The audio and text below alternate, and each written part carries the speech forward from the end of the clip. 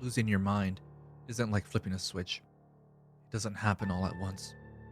It's slow, subtle, like a crack in a window spreading until the whole thing shatters.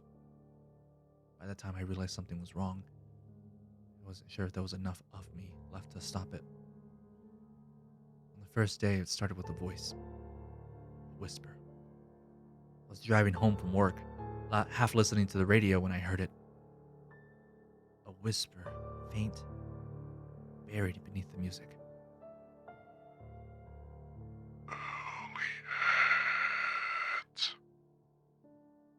My hands clenched the steering wheel. The voice was soft, almost curious. I turned the radio down, but it was still there. You see me, don't you? I jolted, my eyes darting to the rearview mirror. The back seat was empty. The road behind me stretched into the distance, cars moving in slow waves of red taillights. I swallowed hard, and I shook my head. It was just my imagination. I haven't been sleeping well, you see. It's too much stress at work. My brain is just making things up. But that night, when I lay in bed staring at the ceiling, I heard it again. You see me. The voice was closer now, right next to my ear. I barely slept that night. On the third day, the voice hadn't left. It whispered to me in quiet moments. When I was washing dishes, when I was brushing my teeth, when I was sitting at my desk at work, pretending to listen to a meeting. I know you can see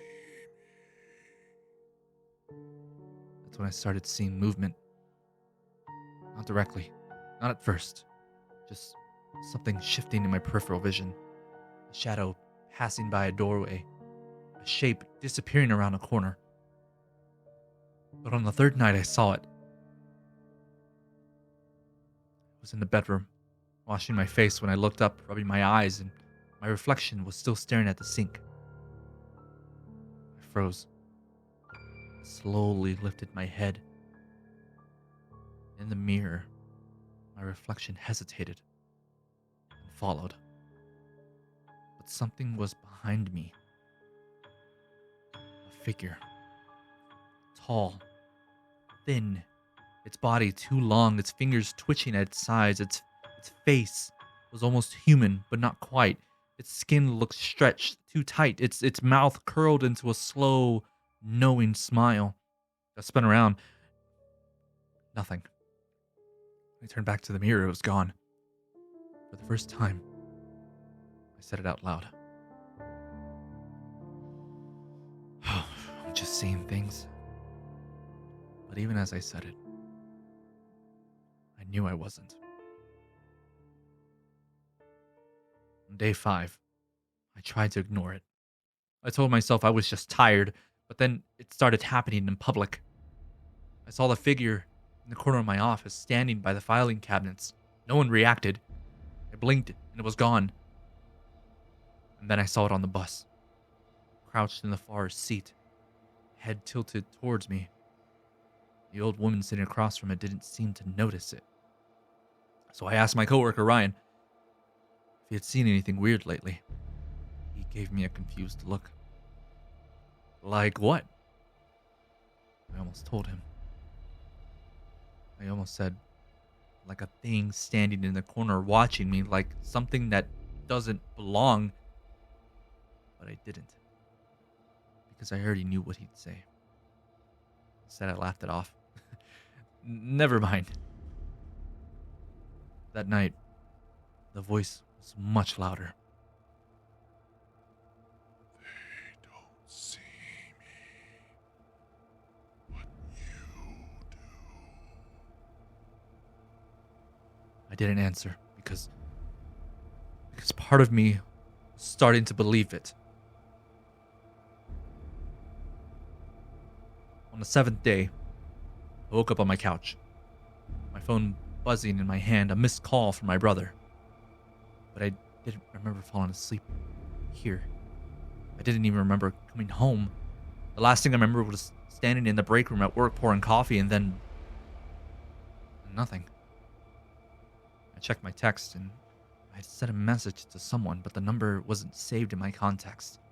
It was just a single word. Hungry. The whisper was inside my skull now, pressing against my thoughts like fingers tapping against glass.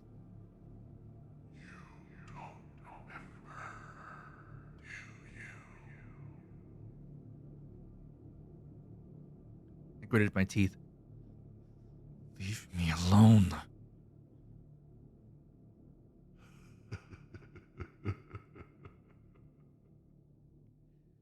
The laugh was soft, almost amused. You invited. Remember? I didn't know what that meant, but the gaps in my memory were getting bigger. The figure was getting closer day by day. On the 10th day, I called my brother. When he answered, his voice was distant, like I was hearing him from the bottom of a well. Elliot? That was my name, right? Elliot. Huh. But then he said something that made my stomach turn cold. Where have you been? I frowned. Well, what do you mean? I've been here. No, Elliot, you disappeared 3 months ago. I laughed. Nervous, brittle sound. Look, man, that's not funny. I'm not joking. And lower. They found your apartment abandoned. No sign of you. You just vanished. We all thought you were. Then the call cut out, and the voice chuckled.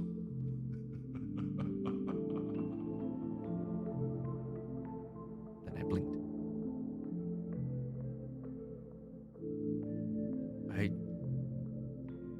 I don't know what day this is now. Maybe it's day 9? No, it's... Well, anyway, I woke up standing. Not in my bed, but not on my couch either. I was in my bathroom. The mirror was in front of me, but I wasn't looking at my reflection because it wasn't me. The man in the mirror had black hair. My hair had always been brown, but his face was thinner. His cheekbones were sharper and his eyes deeper, darker, hollow even. And then there was a smile. That horrible, horrible smile. He stretched too wide. His lips pulling at the skin, teeth just a little too sharp. It wasn't my face anymore. The worst part? It moved before I did. I watched as my reflection tilted its head just slightly before parting its lips, and then in my voice, it spoke. Do you know what you are? I stumbled back, shaking my head. No.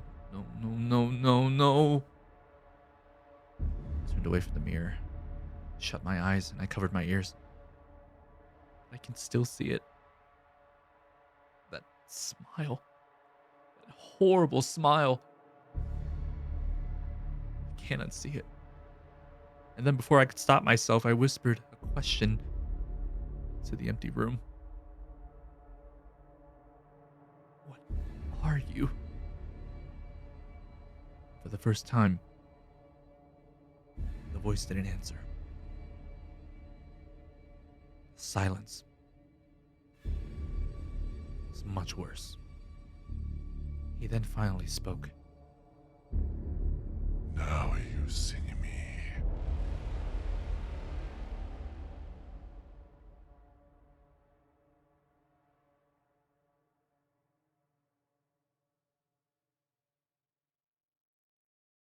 Thank you guys for listening for tonight's story. I just want to take a moment to say thank you.